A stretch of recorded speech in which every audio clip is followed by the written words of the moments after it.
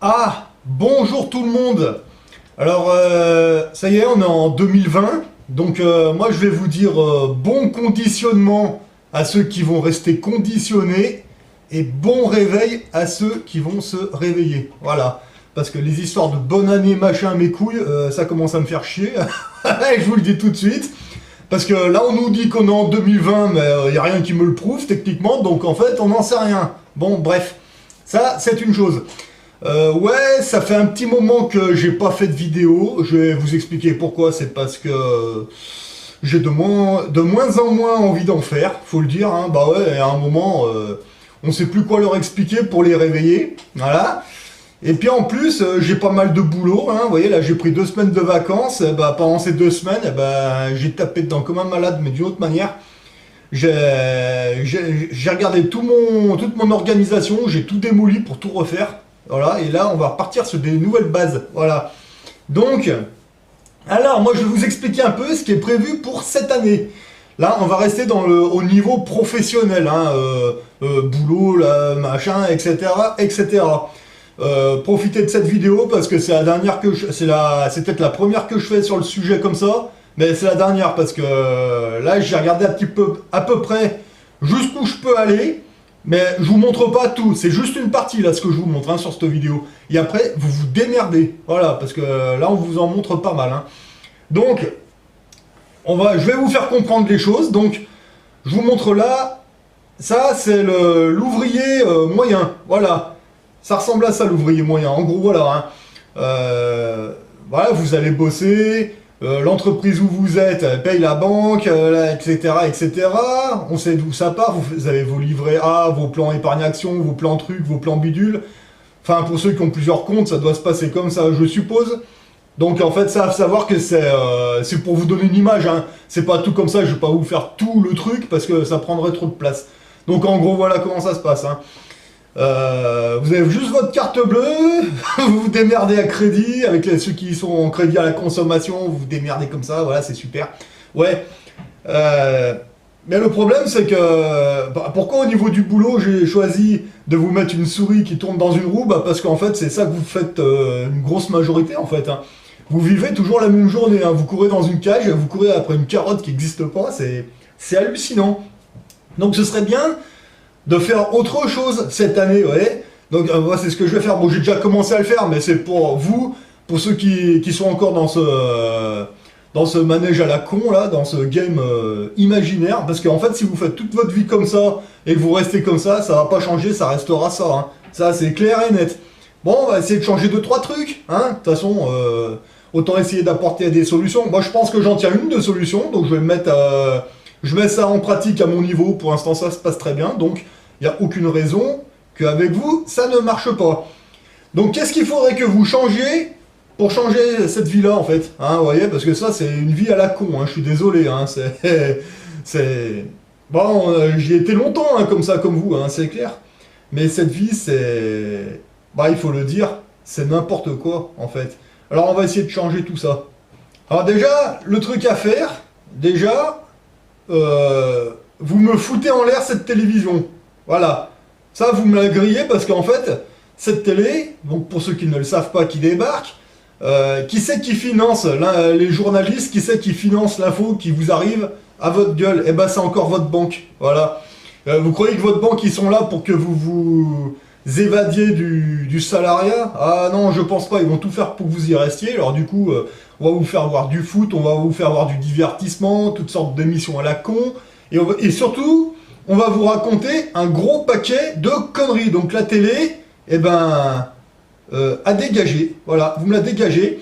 Et ce que vous allez faire avec votre belle carte bleue, au lieu de financer Dieu sait quelle connerie, avec votre carte bleue, ce que vous allez faire, vous allez acheter des bouquins d'économie. Ça, c'est la première chose. Je vous en citerai quelques-uns à la fin de la vidéo, qui sont pas mal. Vous allez acheter des bouquins d'économie. Donc déjà, ah oui, faut lire. Ouais, ça, ça c'est clair. Donc vous allez acheter des bouquins d'économie. Donc déjà, vous allez apprendre à gérer votre propre économie. Déjà. Et là, vous allez vous apercevoir, en gros, que quelque chose ne va pas. Si vous êtes dans la classe salariat et que vous êtes dans la classe moyenne, vous n'y arrivez pas, c'est peut-être qu'il y a un problème. Donc, vous allez revoir votre propre économie à vous. Et là, vous allez vous apercevoir que effectivement, votre technique, elle n'est pas bonne. Ah bah ouais, clairement pas, hein. De toute façon, ça c'est clair et net, hein. Donc qu'est-ce que vous pouvez vous apercevoir? Bah, vous allez faire connaissance avec des gars qui s'y connaissent dans la banque, hein. Donc comme Pierre Jovanovic, comme... bon, il y en a plein d'autres, hein, mais bon, lui, c'est un peu lui qui m'a formé au niveau des banques. Donc c'est normal que je lui fasse un petit clin d'œil à Pierrot. Salut, si vous passez par là.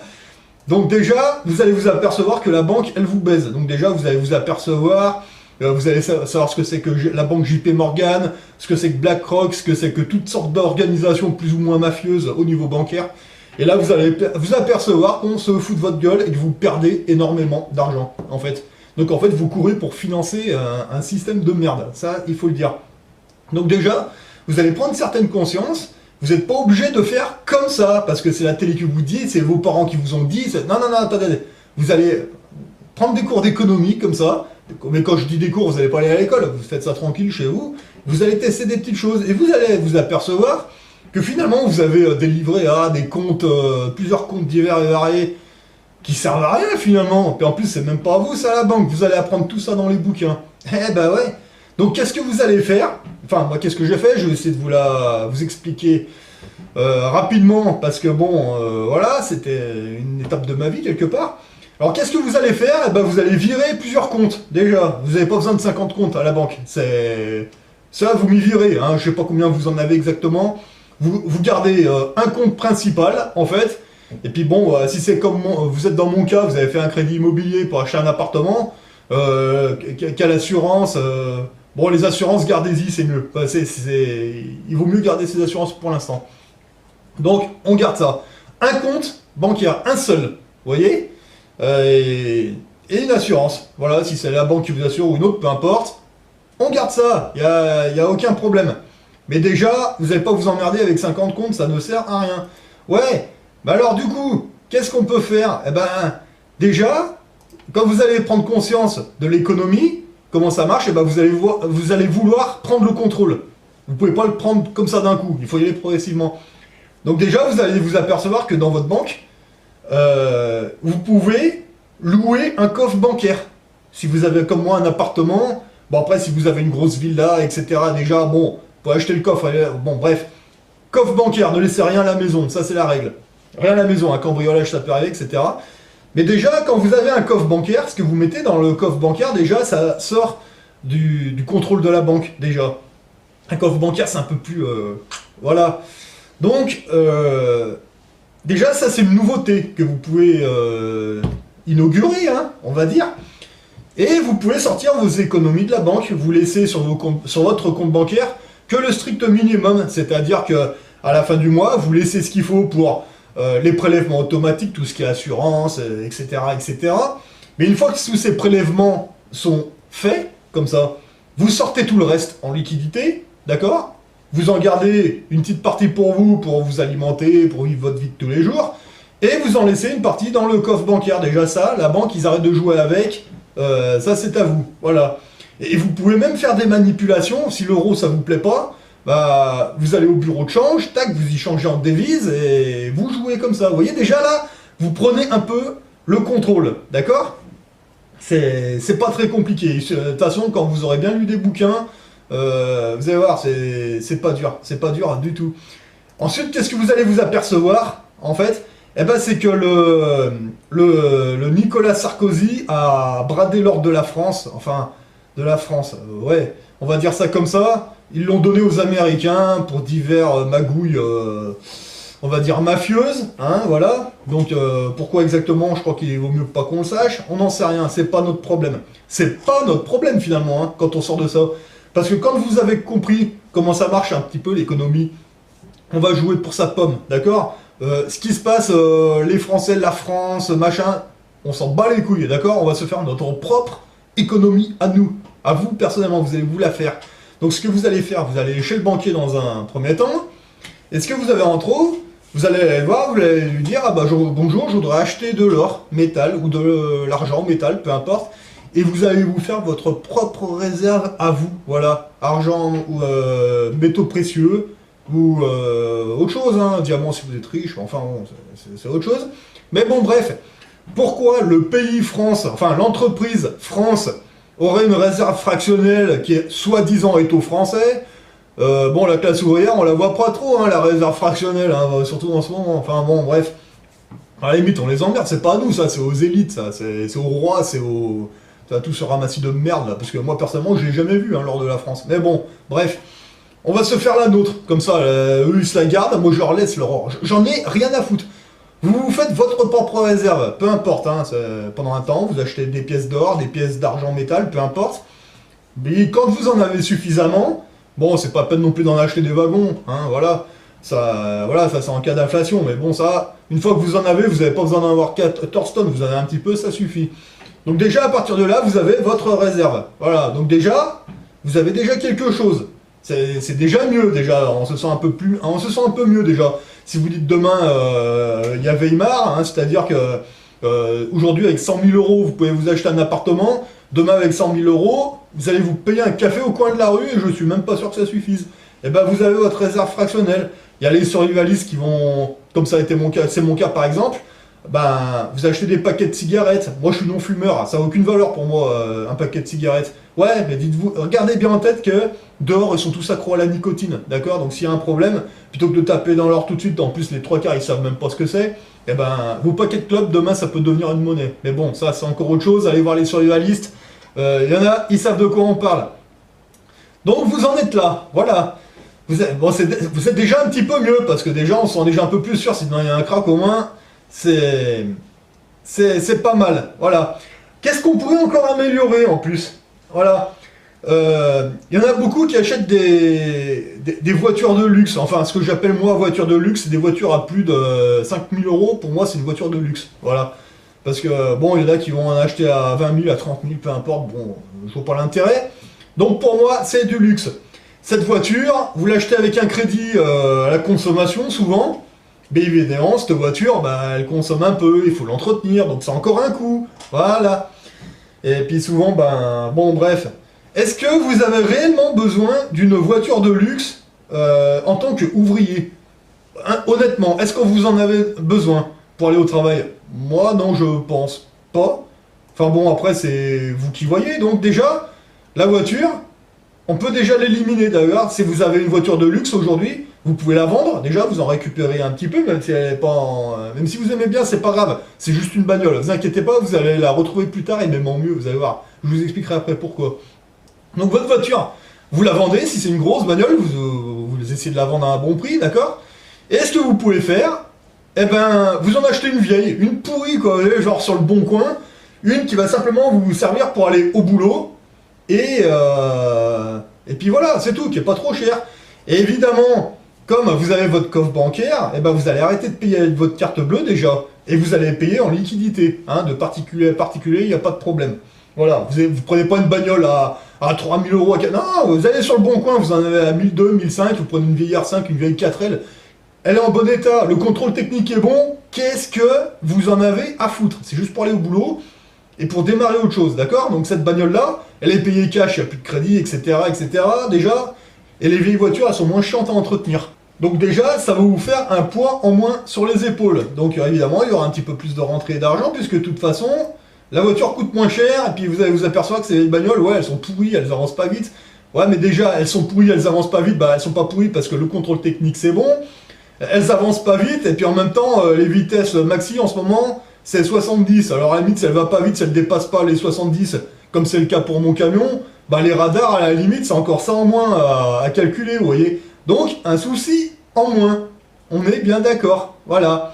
Alors ensuite, vous avez les crédits comme ça, pour la bagnole. Bah, les crédits à la consommation, les agios, bah forcément, bah, vous diminuez ça. Tac, voilà. Donc les agios, il n'y en a plus parce que déjà la bagnole, les crédits, les machins, vous n'en avez plus. Donc il n'y a plus d'agios, il n'y a plus de crédit. Et en plus, comme vous avez suivi un peu comment ça gère l'économie, vous avez une bonne économie. Donc les agios, techniquement, vous ne devez plus en avoir parce que vous gérez mieux vos économies déjà. Vous voyez? Parce que quand vous achetez des bouquins d'économie, la télé, vous n'en avez plus rien à foutre et vous sortez de la consommation. Et là, vous avez une meilleure gestion. Donc qui dit bonne gestion, eh ben, les agios, c'est terminé. Donc c'est ça en moins encore à faire. Et voilà. Vous voyez, là, on est en train de gratter déjà. Hein, voilà.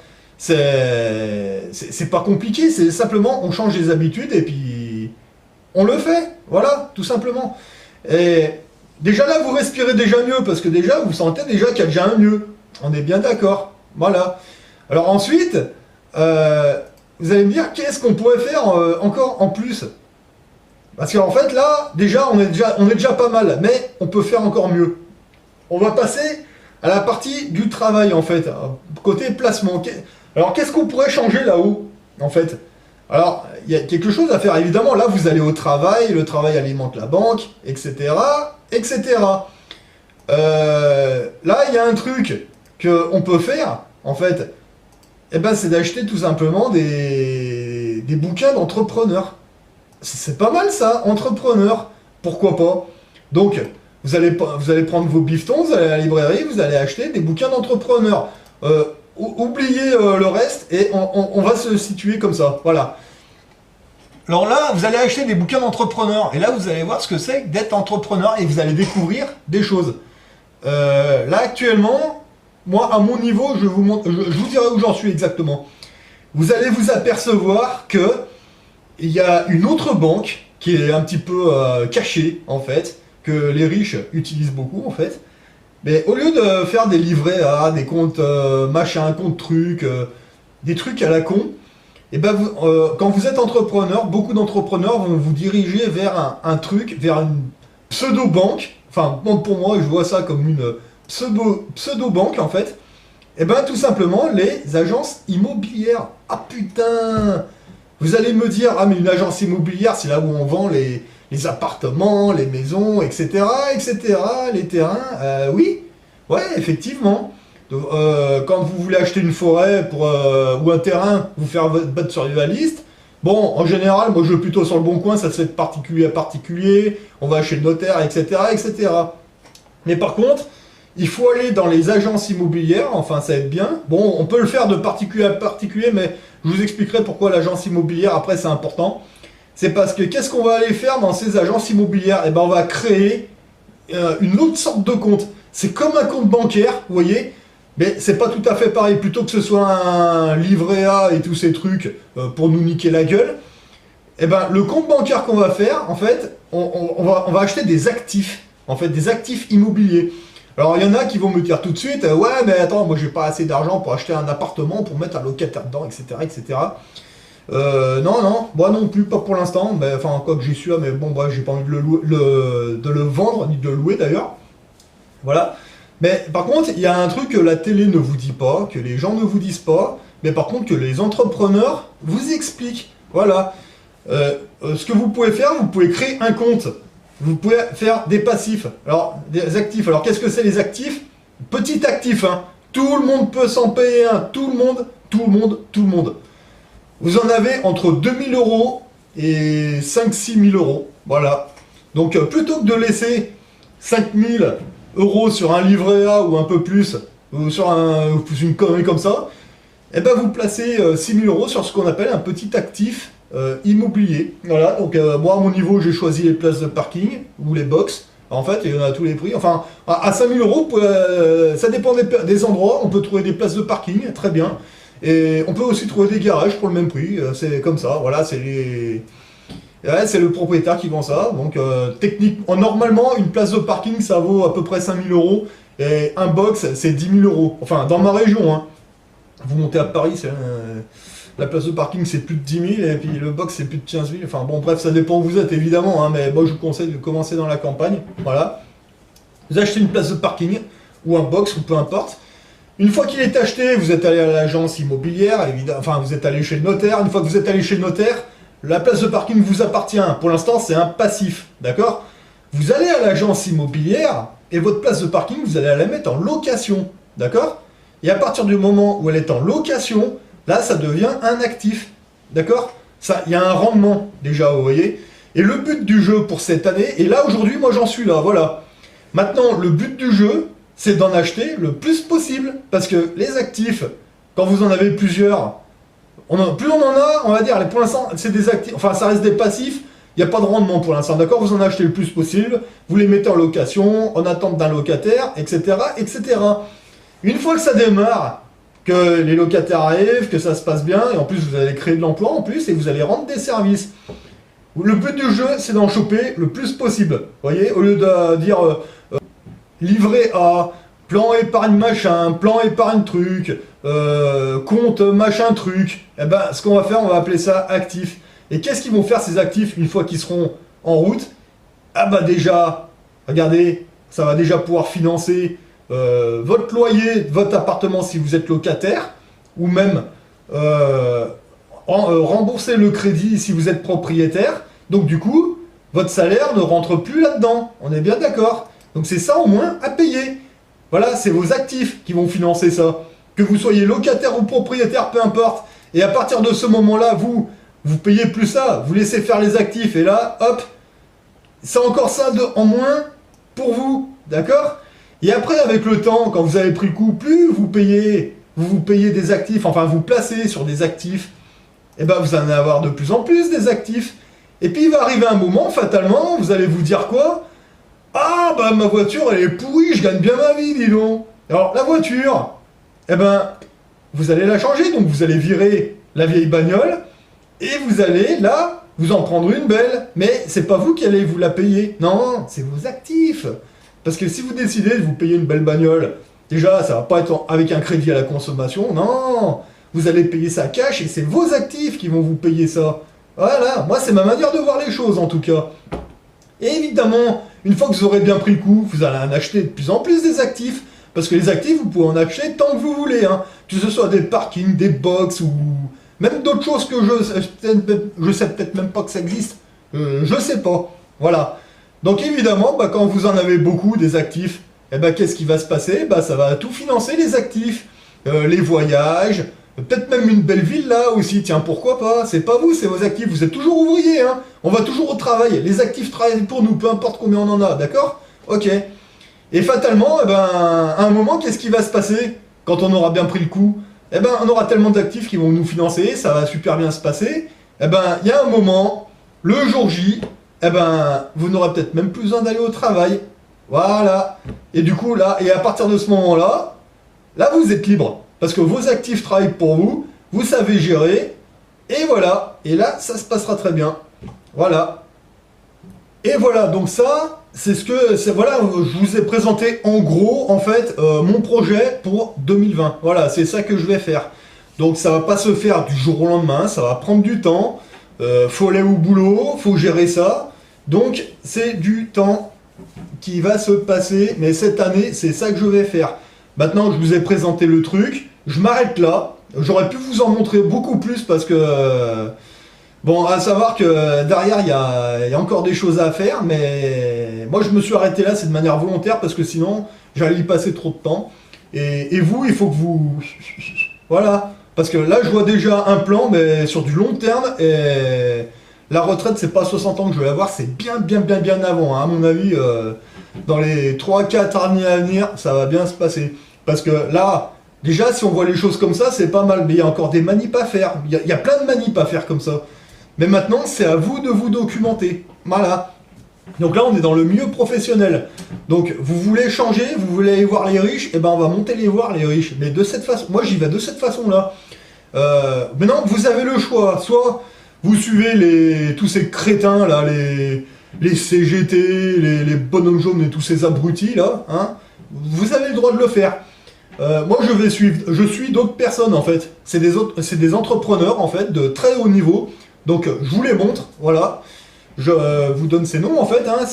Vous avez Roger Lanois, vous avez Anthony Robbins, vous avez Cédric Anissette, Elliot Théophile, et récemment, j'ai découvert Margot Klein. Alors, tout ça, c'est des entrepreneurs qui, à un moment, ont été comme nous, mais ils ont passé le cap. Voilà. Là, je viens de faire le premier pas, on va dire, parce que je suis encore débutant. Ça se passe très bien. Donc, moi, maintenant, c'est ces gens-là que je suis au niveau, au niveau professionnel. Je suis ces gens-là, maintenant. Voilà. Tout ce qui est CGT, gilets jaunes, syndicats, etc., ça, vous le mettez quelque part, je veux plus vous entendre, vous. C'est terminé, quoi. Ces gens-là vous font tourner en rond, c'est des abrutis, et de toute façon, dans 3-4 ans, ils seront encore avec leur pancarte à la con, et non, stop, on va pas aller se friter avec les flics, c'est débile, voilà. Moi, ce que je vais faire, c'est que je vais monter voir les riches, oui, mais de cette manière-là. Et là, on va pouvoir... faire quelque chose. Voilà, donc là maintenant je vous ai présenté mon plan. Donc à vous de voir si vous voulez garder votre télévision pour écouter des Macron, des Hollande, des Sarkozy, des Chirac, des Attali. Et j'en ai rien à foutre de ces mecs-là. Personnellement, je suis d'autres personnes.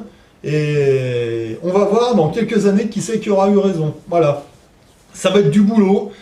Faut aller au boulot, ouais c'est clair, mais quand on travaille avec un objectif comme ça, on n'y va pas de la même manière au travail, d'accord? Oubliez le mot travail, pour ceux qui sont comme moi, intérimaires, c'est pas un patron, c'est un client, d'accord? Plus vous en avez, mieux c'est, vous voyez? Là, je vais commencer tôt le matin pour finir à 1h, j'hésite pas après à reprendre à 2h l'après-midi pour aller chez un autre client jusqu'à 9h pour gonfler un peu les salaires, et puis ben de temps en temps, ben... Quand on est du matin comme ça, c'est bien de travailler comme ça d'équipe parce qu'après, le matin, à 13h, quand vous avez fini le boulot, vous pouvez aller visiter des chantiers, voilà, et puis même aller y retourner pour aller les bloquer, prendre des rendez-vous avec des notaires, etc., etc. Plus on en fait dans les 2-3 prochaines années, là, comme ça, et plus on aura des chances plus tard de se barrer, voilà. Donc moi, maintenant, la question qu'il faut que vous vous posiez, on est en 2020, qu'est-ce que vous voulez faire? Vous continuez comme ça à tourner en rond et puis jusqu'à votre mort, ou alors on tente quelque chose comme ça et il y aura une chance pour que dans 3-4 ans, direction le soleil. Qu'est-ce que vous faites? Vous faites comme vous voulez, moi je tente ça et je me barre. Voilà. Allez, sur ce, j'espère que ça vous aura donné des idées et n'ayez pas peur, lancez-vous quoi. Je suis sûr qu'on ne prend pour des cons, mais j'en suis certain. Quelque chose ne tourne pas bon, car je suis sûr qu'on nous prend pour des cons, mais j'en suis certain. Il est temps que la musique joue et que la basse résonne. Nous sommes dans la zone rouge, le système nous assomme. Maquillage, des bavures policières, falsification de l'histoire. Mais je suis sûr qu'on nous prend pour des cons, mais j'en suis certain.